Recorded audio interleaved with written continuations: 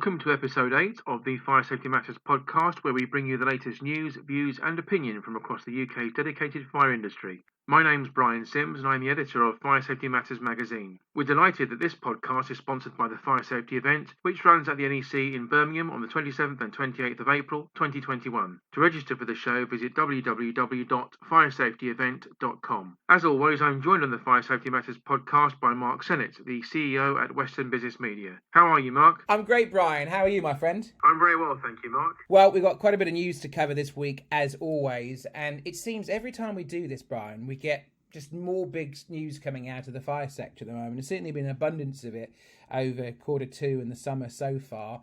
And another big one that you wrote about recently is where I want to start off on. So the government has published its landmark building safety bill, which is designed to deliver the biggest changes to building safety for nearly 40 years. And ultimately, it aims to make residents safer in their homes. The Building Safety Bill has been published in draft form and will improve regulations as the government seeks to bring forward a clearer system with residents' safety very much at the heart of the matter. Residents have actually helped to develop the proposals through engagement groups, and under the new rules, people living in high-rise buildings will be empowered to challenge inaction from their building owner and have better access to safety information about their buildings. They'll also benefit from a swift and effective complaints process. So that's all great news so far there, Brian. A building safety regulator operating within the Health and Safety Executive will also be established and equipped with the power to hold building owners to account. I mean, that's quite pivotal, actually, Brian, because the Health and Safety Executive, as many will know, are very, very proactive in enforcement and guidance, and they're the main regulator on the health and safety side. So on the back of the Hackett review, which has kicked all of this off for the government, it's interesting that they have followed through with her recommendation. It's gone to her old gaff, the Health and Safety Executive, that will having the building safety regulator operating within it. So the bill itself will enforce a new and more stringent set of rules applicable to buildings of 18 metres or more, or taller than 6 stories, encompassing each stage from the initial design phase through to occupation. The Building Safety Regulator will have 3 main functions: to oversee the safety and standard of all buildings, directly assure the safety of higher risk buildings, and improve the competency of people responsible for managing and overseeing building works. The government's views on the draft bill as legislation will evolve as further evidence and risks are identified to ensure that resident safety is always prioritised, and will also provide new powers to better regulate construction materials and products to ensure that they're safe for use. So this is interesting, Brian. I'm sure you'll have more to chip in on this in a moment, but at a time when obviously the fire safety bill's coming in, which is all intrinsically linked to the fire safety order, we're finally starting to see some quite monumental changes happening to fire safety legislation in this country. As I said at the start, it's been nearly 40 years since this has been looked at.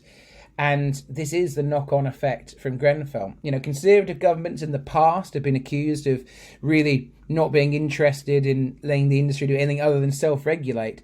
You certainly can't accuse this government of not taking the Grenfell tragedy seriously, because there's a lot of work in the offing of changing legislation. Really interesting time, Brian. Don't know what your thoughts are. It is indeed, Mark. An important point to note here is that the government is also publishing a consultation which sets out proposals to implement the recommendations from phase 1 of the Grenfell Tower inquiry that require a change in law. The consultation will also look at strengthening fire safety in all regulated buildings in England to ensure that people are safe from fire regardless of where they live, stay or work. Taken together with the draft bill, these measures will improve the safety of residents in buildings of all heights.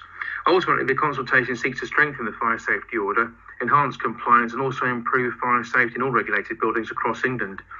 Interestingly here, Mark, the proposals focus on a number of areas, including providing residents with greater assurance of fire safety improvements in buildings, driving effective and sustainable operational outcomes for firefighters themselves, and also enabling the better identification of responsible persons, such as building owners and managers alike. The government, further to this, is seeking the views of individuals from key groups, including those that have been most affected by fire, the residents of high-rise and multi-occupancy buildings, building owners themselves and managers as well, and the fire and rescue services, of course. Responses to the consultation are invited from groups and or individuals impacted or representing the interests of those affected by the regulatory reform, Fire Safety Order 2005, as we've mentioned, and also related matters. The consultation is actually live now, Mark, and will be open for a period of 12 weeks, closing on Monday the 12th of October. In addition to the consultation, the Fire Safety Bill itself is also currently making its way through Parliament. This bill will deliver on the inquiry's Phase 1 recommendations by empowering fire and rescue services to take enforcement action and hold building owners to account if they're not compliant with the law. You know, as I said, really, really interesting time right now. But I know if we shift gears a moment, you've actually completely away from what we just talked about. Another important story that came out in the last week, and actually I covered this a little bit on our sister podcast, the Health and Safety Matters podcast, which you guys can all check out by typing Health and Safety Matters into the usual ways that you find this, whether it be iTunes, Google Play, YouTube, etc. So Brian, why don't you tell us about another consultation that's going on right now? It's an important one, Mark. It's anyone who assaults or attacks emergency workers could now face a longer jail term as a further consultation on doubling the maximum penalty for the offence from 12 months to 2 years behind bars is being launched by the Conservative government. Back in 2018, the government changed the law with the Assaults on Emergency Workers Offences Act, such that anyone found guilty of assaulting a firefighter, a police officer, a prison officer or a paramedic faced a maximum of 12 months behind bars. For their part, judges must also consider tougher sentences for more serious offences, such as grievous bodily harm, if the victim was an emergency worker. The Act actually modified the offence of common assault or battery where it's committed against emergency workers acting in the course of their duties.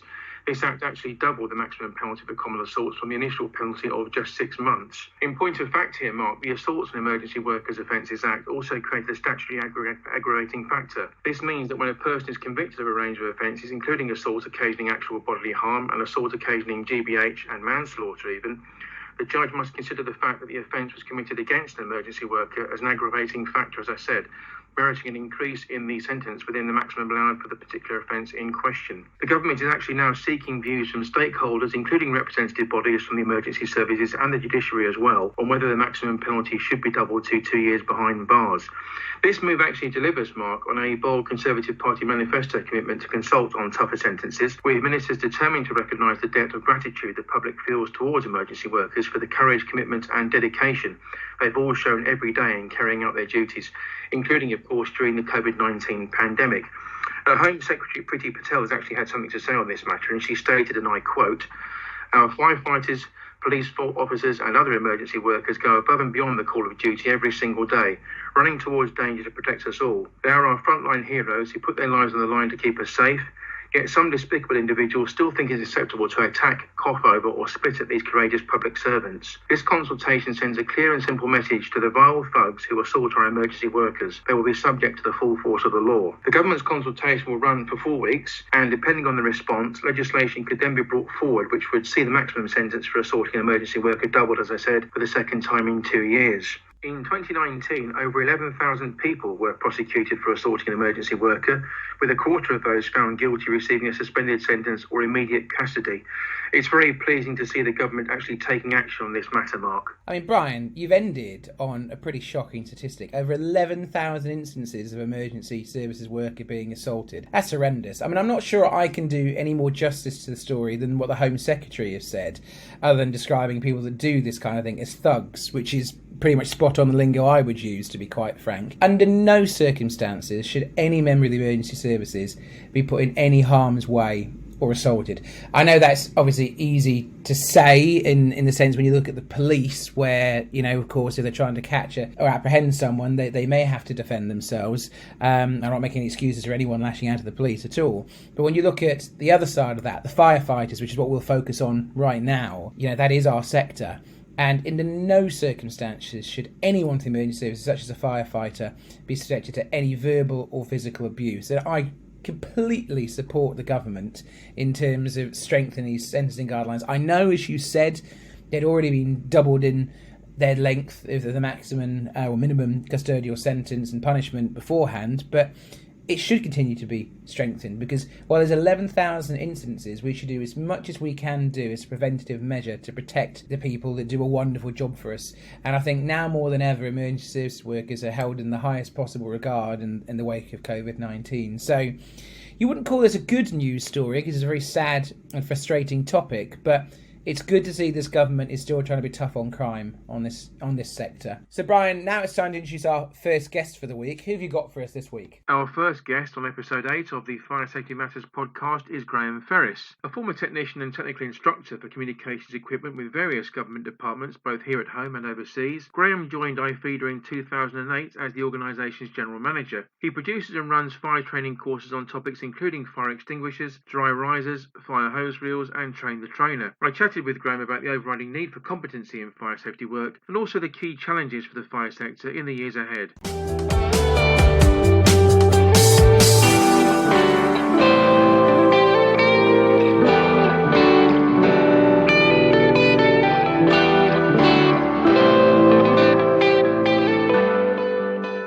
Graham, thank you very much for joining us on the podcast this week. And for the benefit of the readers of Fire Safety Matters, can you explain what the Independent Fire Engineering and Distributors Association is all about and what it actually does? Good morning, Brian. Thank you for inviting me. Yes, I can. The Independent Fire Engineering and Distributors Association, quite a mouthful.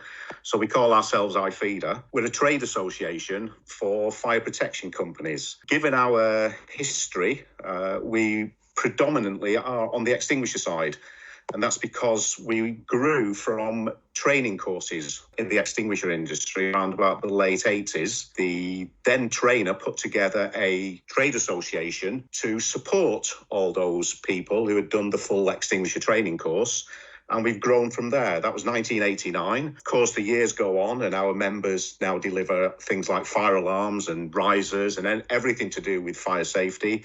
So our remit has expanded and we now provide and support members on the fire alarm side, the riser side, as well as extinguishers, training signs, etc. The subject of competency in relation to fire safety work has cropped up on a regular basis during our Fire Safety Matters podcast to date.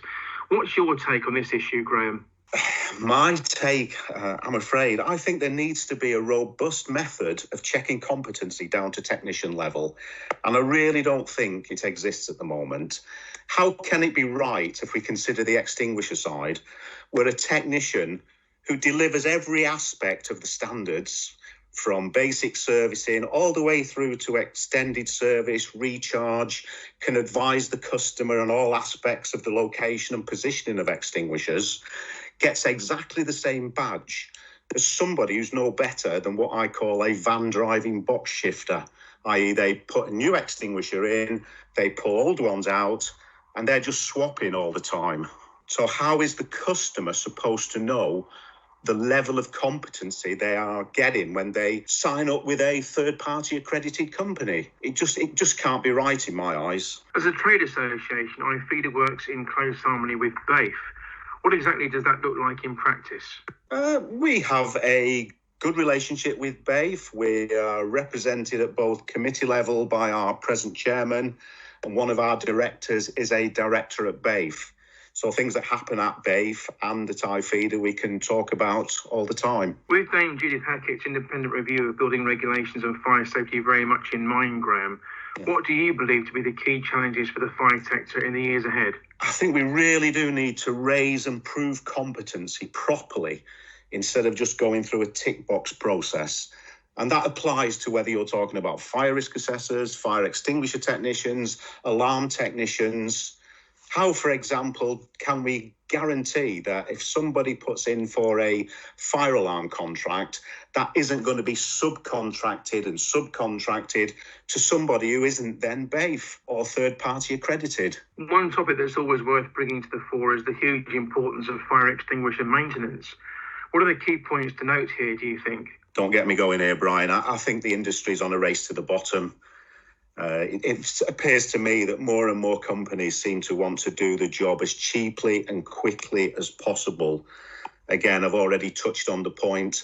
We're not delivering, as a whole, we're not delivering the full range of services. Some companies are going in and practically beguiling the customer into believing that at 5 years, the extinguisher's reached its shelf life and it has to be pulled out, when all it may need is a simple, if it's a water extinguisher, it just needs a quick recharge.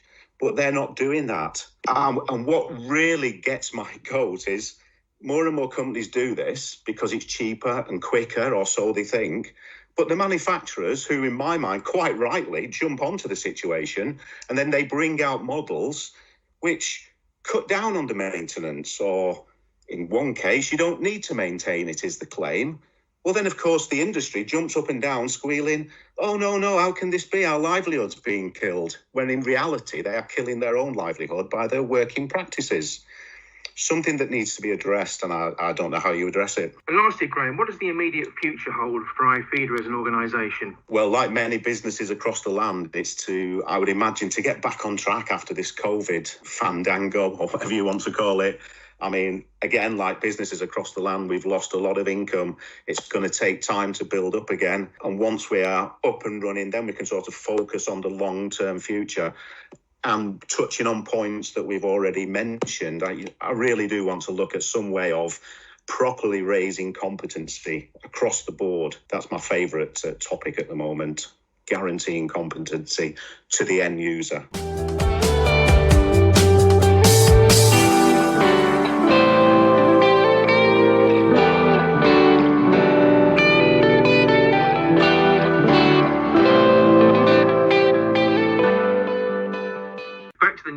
And the Fire Industry Association has announced the launch of its new Level 3 qualification focused on BS 58396. That's the FIA AO, Fundamentals of Fire Detection and Alarm Systems in Domestic Premises. The new off-call recognised qualification has been carefully designed to deliver an excellent introduction to a key part of the fire detection and alarm sector. British Standard BS 58396 2019 actually provides detailed recommendations for fire detection and fire alarm systems in all domestic premises, both large and small. It addresses both new build and existing properties. The British Standard includes a large amount of detail on all aspects relating to the design, installation, commissioning and maintenance of these systems. The new update came into effect in April last year, in fact, and is intended for use by architects and other building professionals, enforcing authorities, installers and others responsible for implementing fire precautions in domestic premises. The new BS 58396 course from the FIA is a one-day unit which gives delegates a strong grounding in the requirements of the British Standard, which is essential for anyone working on fire detection and alarms in domestic premises. To take the new Level 3 qualification, delegates must have taken and passed both Unit 1 and 2 of the FIA's BS 58391, Fundamentals of Fire Detection and Alarm Systems in Non-Domestic Premises. It's widely accepted that a key way in which to demonstrate competency in fire detection and alarm systems is to be qualified to Level 3. As a result of this, the FIA awarding organisation's Fundamentals qualification has been developed to Level 3 and registered on the Regulated Qualifications Framework, which is equivalent, in fact, to a Level 4 on the European Qualifications Framework. Readers of Fire Safety Matters should note that the first courses take place on Wednesday the 5th of August and Wednesday the 12th of August. Further details on this mark can be found on the FIA's website at www.fia.uk.com. Well, it's interesting, Brian, because readers of Fire Safety Matters will know that we've had regular columns from the CEO of the FIA, Ian Moore, talking about the area of where the FIA are trying to expand, and it is these kind of qualifications. Competency is something we've talked on many editions of the Fire Safety Matters podcast. It is something as a major focus for the sector, and the FIA is certainly leading the way with their new qualifications. This is certainly a very welcome addition to what they offer. And as you said, you can absolutely take part on the 5th of August and the 12th of August. The first course is run on those dates, and you can do so through the FIA's website. But actually, we're about to tell you about something new, another way to get training, and another thing that we're very proud of, Brian. So you know, and we can exclusively reveal today on the FSM podcast, that Fire Safety Matters has now actually signed a multi-year agreement with the Fire Industry Association. Absolutely delighted to have struck a deal with the FIA. This will be really useful for all of you listening. There's going to be a number of new things that are coming on the back of this. Fire Safety Matters and the FIA are going to launch a new awards scheme which is aimed at the fire and security sectors. It's going to be called the Fire and Security Matters Awards, much like the name of our former publication until we brought you on board, Brian, and we split the magazine in two, so we've got Fire Safety Matters and Security Matters publications now, and they're going to be the main publications of this new awards, which is the Fire and Security Matters Awards.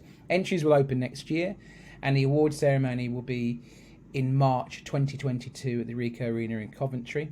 We're really excited to be partnering with the FIA and a number of other key associations on this, but our principal partner there is the FIA. Now, the FIA and Fire Safety Matters have one thing, in my opinion, in common. Not only do we want to celebrate excellence, we want to increase standards across the sector. So one of the things that we're going to do, and of course you're going to be leading the way on this, Brian, is from next year, we're going to partner with the FIA to do an annual publication. which will be the FIA's annual guide to fire safety across the UK. It will come out next December, not 2020, but December 2021. It will come out every year for many years after that. Really excited about that. It's going to give a real in-depth insight into all aspects of the fire sector. It's going to be full of market research, statistics, case studies, really high quality content that you've come accustomed to. I'd like to hope you've come accustomed to by reading Fire Safety Matters.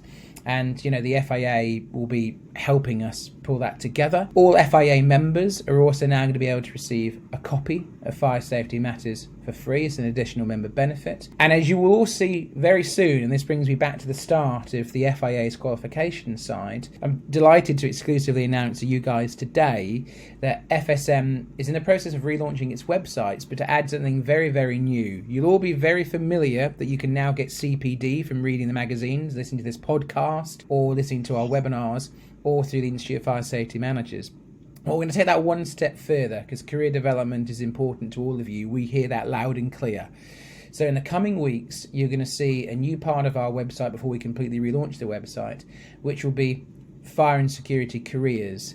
That will have CPD on it. It will have career advice. It will have a list of all the latest training courses that you can get involved with, including listing all of the FIA's training courses straight through there. And in addition to that, there will be a new recruitment area with all the latest jobs. So you'll be able to upload your CV to that new website. So if you want recruiters to be able to search your CV, there'll be no cost to that to any of you. It's a chance for you to get your CV out there. We hope none of you are looking for jobs, but we're also well aware that you might be in the coming months. So there is no charge to that service, and that will come out in August. So you'll be able to put your CV up in private just for recruiters to see, but we'll also have all the latest jobs in there. And if you'd like to list a job in the fire or security sectors with us, you absolutely can do so. So we're really, really excited about this partnership with the FIA. They're a key partner. We've known them for a long time. I get on great with Ian Moore, the CEO there, and he was, I believe, our first guest, Brian, on the first ever edition of this very podcast. So this is a natural extension, and I know Ian and the FIA are equally as excited because this is a good chance for us to keep doing what we're doing in terms of promoting all the key work, whether it be lobbying government or raising standards that the FIA do. But also, it's a chance for us to create some new exciting things and give more information out to you, the listeners, you, the readers. So, yeah, I'm absolutely delighted that we're able to announce this morning, and it's something that we've been working on for a while, and thrilled that we can finally share with you. I'm sure, this is going to keep you busy, Brian, so I'm sure you've got some thoughts on it. Yes, I'm delighted about the partnership with the FIA, Mark. I've worked with the organisation for many years now when it comes to key issues like competency and training, and this is really an extension of that work in my eyes. I'm very much looking forward to formulating and heading the judging panel for the awards, for example. The awards are going to be all about recognising and celebrating innovation and excellence in the fire sector. That's what the journal is very much focused on, and I'm very proud to be its editor. We want to be a conduit for raising standards across the industry, Mark. It's as simple as that, really. That's going to include editorial campaigns and roundtable discussions, lots of them. The FIA will most certainly be playing a central role in this, Mark. Yeah, we hope everyone is as pleased as we are. We hope that you will find it as useful as we intend it to. We've really tried to spend this difficult period that we're all in trying to find new ways to give career development and give a real insight and use our content as something that you find useful. But don't think that we're resting on our laurels here. Brian and I massively believe in hearing feedback from you guys. So we do want to hear any feedback of topics that we can discuss, new things that we can do, how we can improve things. And of course, this podcast is meant to be interactive, and we'll move on to that now, because obviously our next guest is a recurring guest, and it's Warren Spencer. Warren is the managing director of Blackhurst Budd, and as I always say, he's done more prosecutions than anybody else under the fire safety order. It's not often that we can offer you things for free from a legal perspective, but Warren will take your questions in this segment every episode. So if you'd like to get questions in future to Warren, then all you need to do is use the hashtag FSM Podcast on either LinkedIn or Twitter, and we will pose the questions for you, no problems at all. So I sat down with Warren earlier today, and here's what he had to say.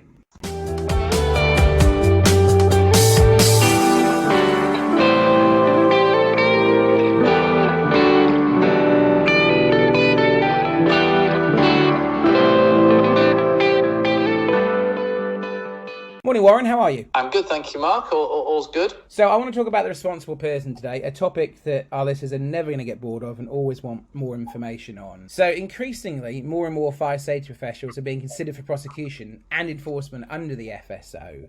So I want to talk to you a bit more about that. So I guess my question for you is that fire safety professionals are not generally considered the responsible person as defined under Article 3 of the Fire Safety Order. Can you just give us a little bit more depth on that, please? Yeah, I think there's a bit of an obsession and, to be honest, an unnecessary obsession with the responsible person, because the responsible person is quite simply one of the people or one of the entities that can be responsible under the Fire Safety Order.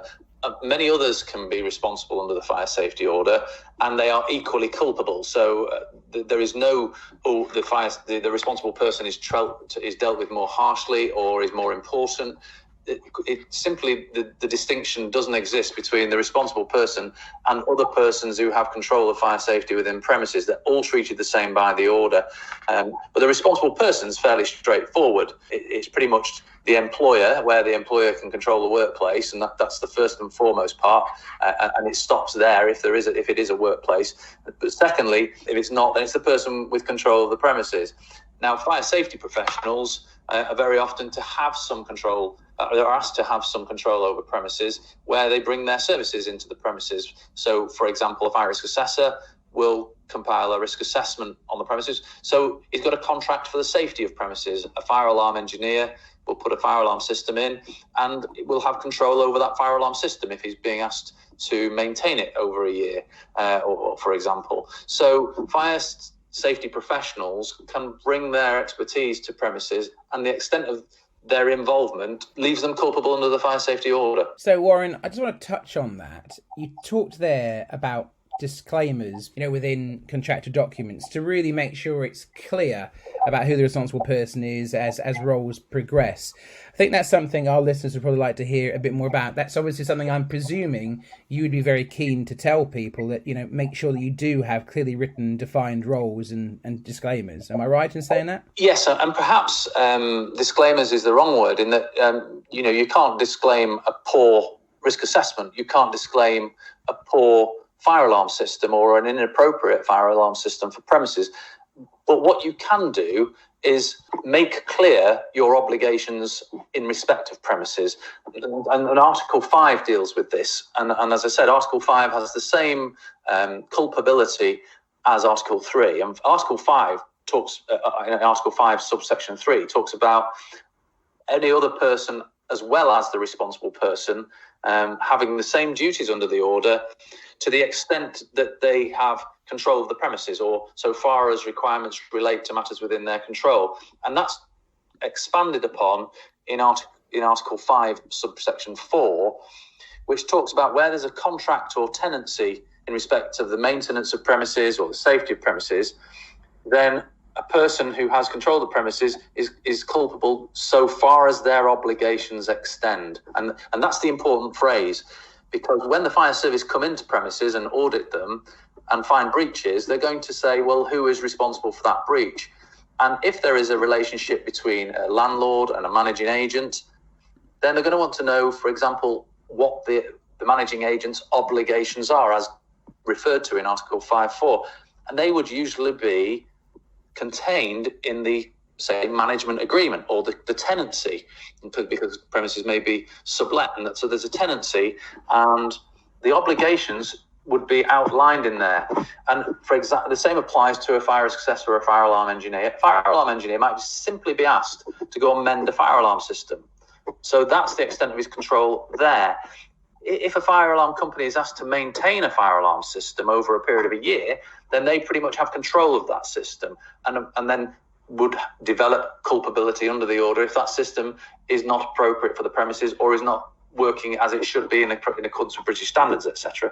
So the crucial phrases we're looking at there are, so far as to the extent that obligations extend, where are those obligations contained in the contract or the tenancy? And certainly with fire safety professionals, the contract might be the terms and conditions that they send out at the beginning. hopefully they do send out terms and conditions or retainers saying this is what I am being asked to do and this is the extent of it. Well, obviously, if you guys want to get your questions to Warren, we'd encourage you to do so. You can do so via either LinkedIn or Twitter using the hashtag FSM Podcast.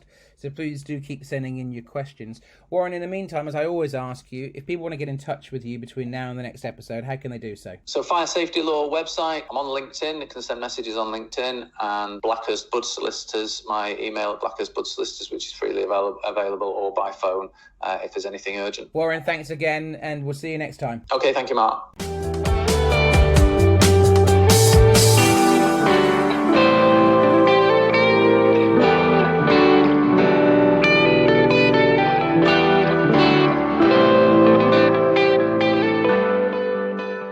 The final guest on this edition of the Fire Safety Matters podcast is Ray Puttock, Marketing Manager at EMS, the specialist in wireless and hybrid fire detection technology, which celebrated its 50th anniversary back in 2017. Ray previously held roles at ADT Fire and Security and also at Seacom plc. Earlier this week, Mark spoke with Ray about the benefits to be realised from the installation and use of wireless fire detection systems.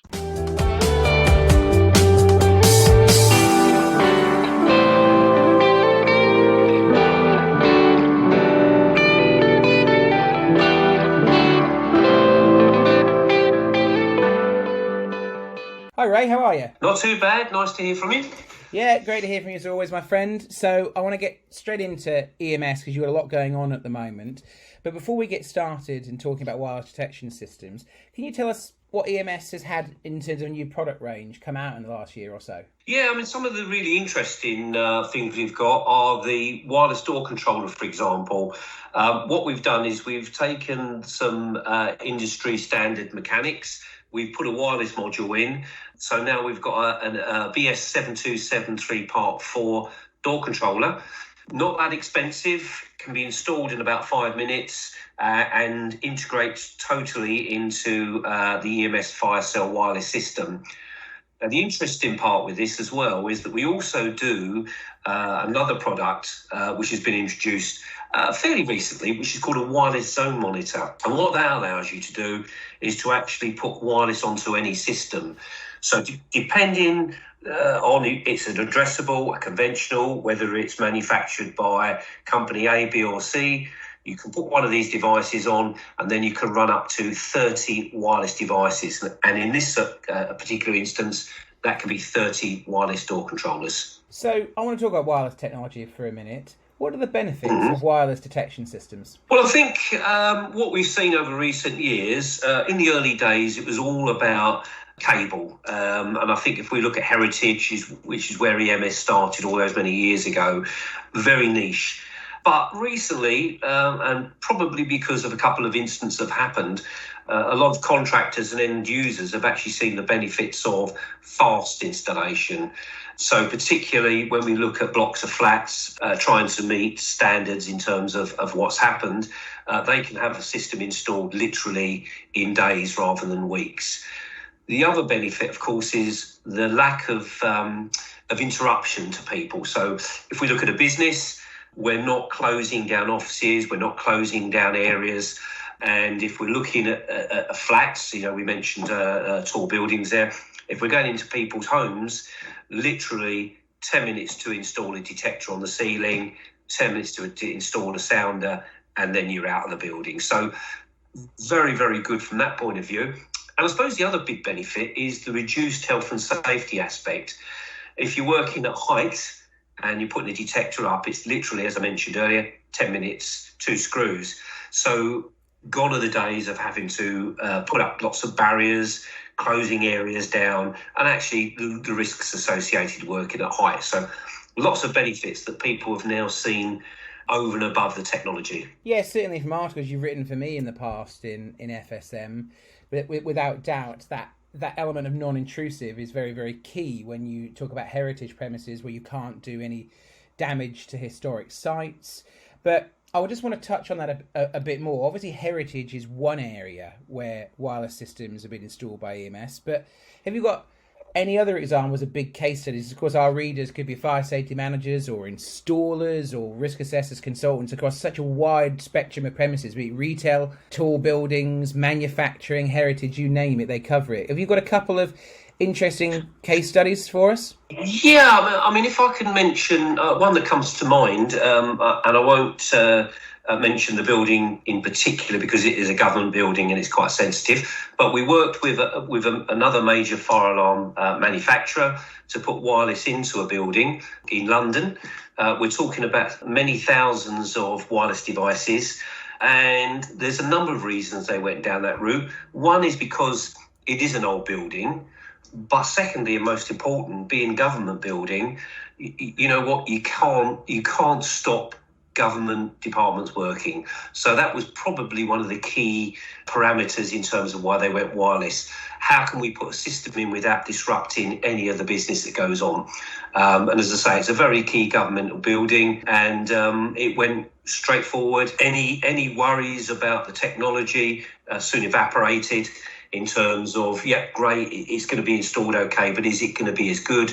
All of that has now been proven, and the end user, the people on site, are more than happy with the devices, and the partner that we work with have been very happy with the way that the installation went. So all in all, a really good example of how wireless can help business. Now, I'm obviously very familiar with your products. I've been down to your manufacturing facility. We've known each other a number of years, and I've seen the technology. But all of our listeners and readers may not necessarily be as familiar, be they be installers or they be, someone that's responsible for fire safety on site.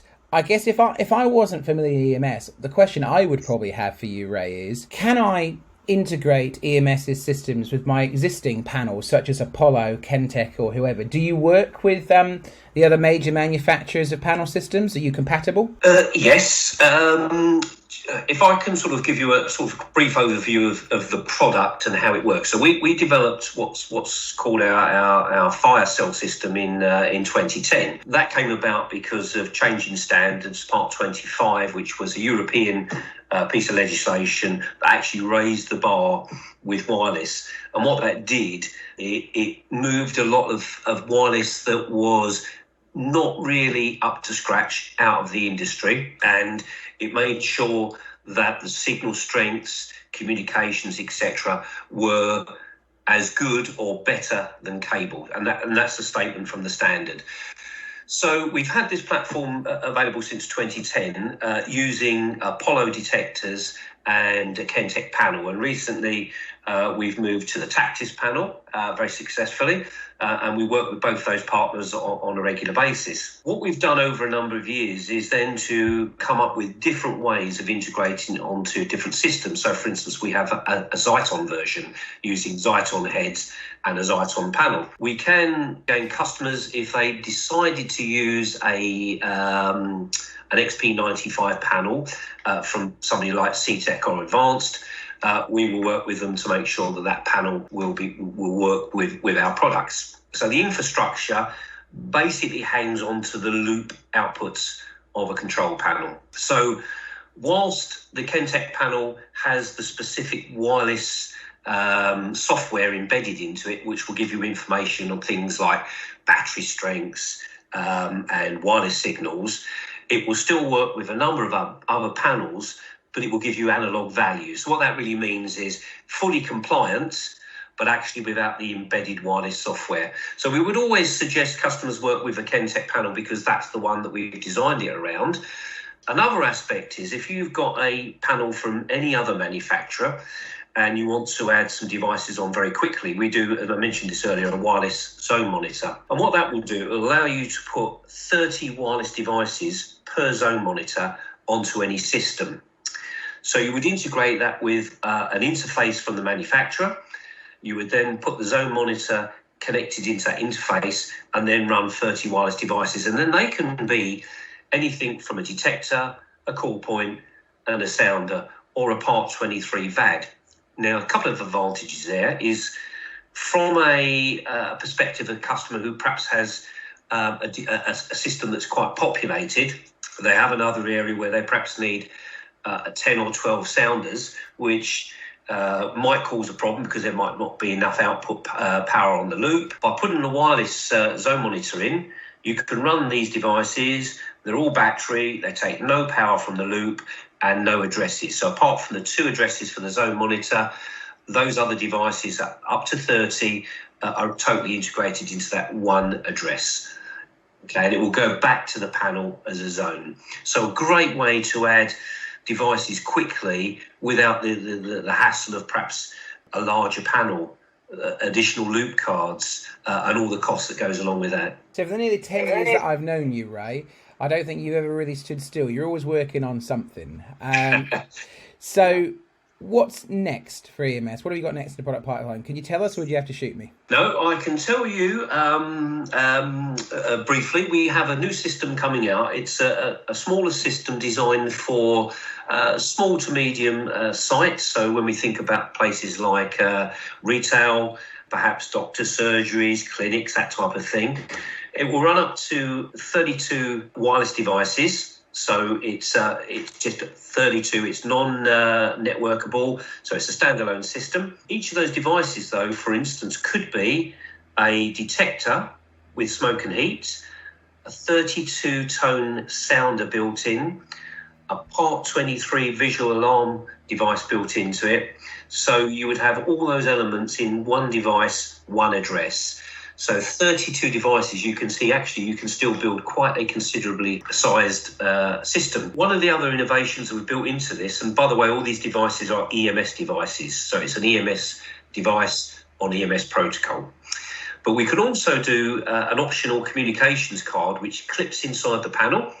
And we'll be offering what we call smart services. So the ability to connect into the panel and remotely carry out a number of tasks, and that's whether that's bringing down data, changing parameters on the system.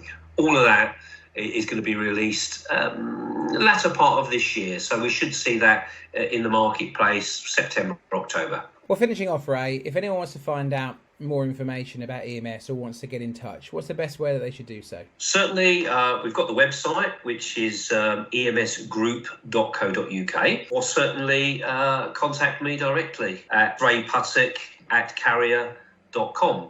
And as an aside, you probably noticed Carrier. One of the things that's changed with EMS is that we are now part of a global organisation. So we are now looking at taking wireless not just to the UK and to Europe, but actually we've got partners within the business as far across as Australia, New Zealand, the Far East. We're talking to countries like South America now. So wireless has really sort of come of age.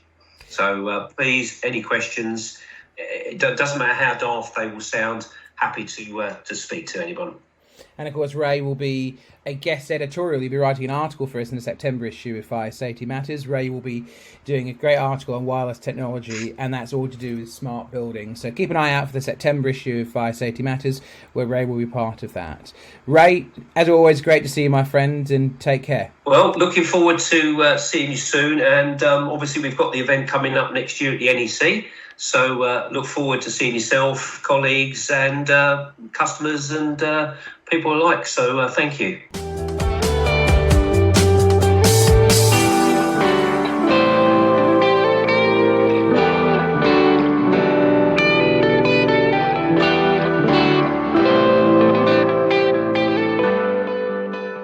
That brings us to the end of this latest edition of the Fire Safety Matters podcast. Many thanks indeed to Graham Ferris of iFeeder, Warren Spencer from Blackhurst Blood Solicitors, and also Ray Puttock at EMS for their thought-provoking contributions. You can read more on the issues raised here and others by visiting the Fire Safety Matters website at www.fsmatters.com. We do hope you've enjoyed the content and found it useful. On that note, please do contact us if there are any particular themes or issues you would like us to explore on upcoming broadcasts. You can do so on Twitter by using the hashtag FSM Podcast. Do make sure you follow us on Twitter at FSMatters_MAG. As a reminder, the Fire Safety Matters podcast is live to view every fortnight on Wednesdays. Please do like and share the content and spread the word among your industry colleagues. You can listen to the Fire Safety Matters podcast for free on iTunes, Spotify, YouTube or Podbean. All you need to do is access your chosen platform and enter the term Fire Safety Matters into the search box. We'll see you next time.